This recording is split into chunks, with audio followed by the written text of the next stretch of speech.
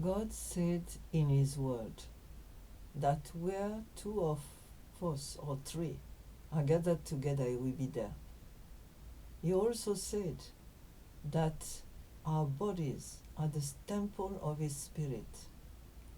So all this means that we carry God's presence. And when we come together as a church, no matter how small or how big, we carry the presence of God corporately. But we enter the presence of God by faith, with thanksgiving, of course. And many a time, there is no sign, no particular sign that God is with us. We just believe it because He said so. But there are times that God's presence becomes tangible. We may not see it with our naked eyes, but we come to know it. It's tangible.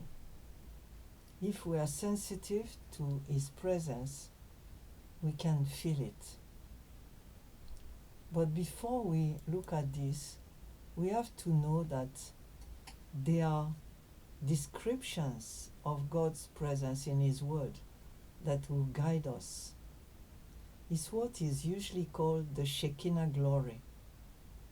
That word is not a word that we find in the Bible. It is recorded in rabbinic texts, but what it describes is the glory of God as described in the Bible. It means the visible, tangible manifestation of God's dwelling presence, primarily described in the Old Testament through a pillar of cloud and fire, cloud by day, night, fire by night. This is only described for the first time during the exodus of the Jews out of Egypt and through the wilderness. The pillar of cloud and fire of God accompanied them right from the start and even before they traveled through the Red Sea. It was there with them, and when the Egyptians came close and the people were afraid, that pillar of cloud moved from in front of the people to between the people of God and the Egyptians. And it lasted through the night, so that the people of Egypt could not, the army of Egypt could not cross. It was uncrossable. It separated Hebrews from Egyptians. And then throughout the time they were in the wilderness, He kept watch over them and led them along the way. The cloud of glory was cloud by day, fire by night, and it stayed put, and the people stayed put too. It is recorded that when God decided that the people should move, the cloud lifted, and immediately it did so. The people started packing everything, including the tabernacle and their tents, and followed the move of the cloud.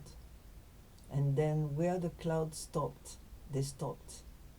Sometimes just 24 hours, some other times longer, and the cloud never left them. Cloud by day, fire by night. And the glory of God later revealed itself at the Sinai. And at first it was terrifying. Not only smoke, cloud, darkness, but also loud voice of God. And then when God instructed Moses to build the tabernacle, the presence of God filled it.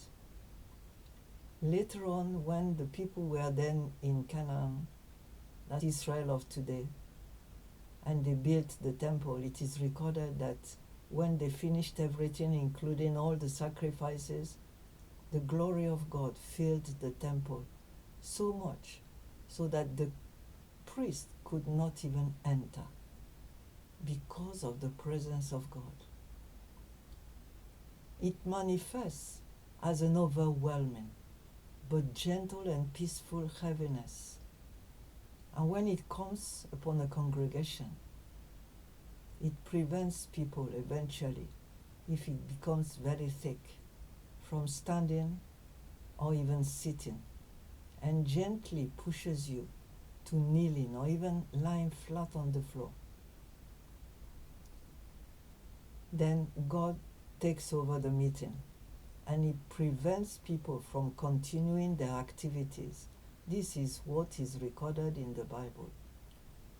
And it can persist for a time, and usually is accompanied today by worship, full, wholehearted worship.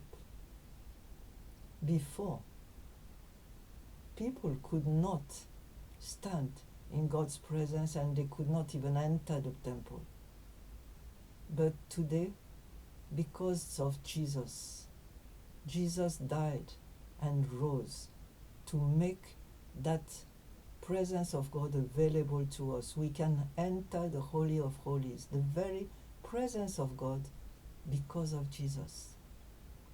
Usually, we don't experience it, especially here in the West. And the reason is that we are too focused on ourselves, too conscious of self, or too focused on techniques, technical stuff, the mic, the projectors, and so on.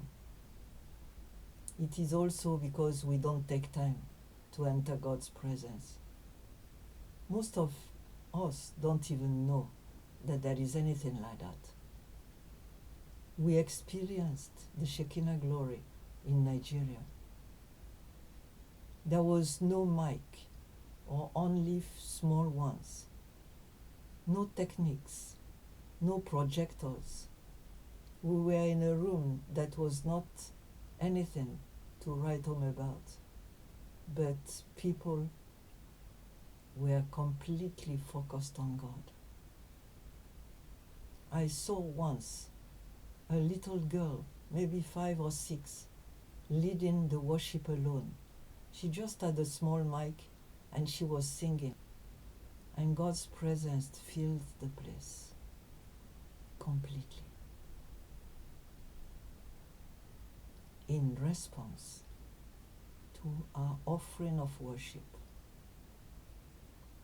Sometimes God can let us come to the ground and leave us there, unable to move. I know it happened to me. It happens to many people, until He releases us, touched, healed, delivered, transformed. The issue is, do we really want God's presence? Whether we are alone or with other Christians in church, do we really want God's presence? Not for what He gives, but just to be in His presence. And I want to invite you to tell God, Lord, I want to be in your presence today.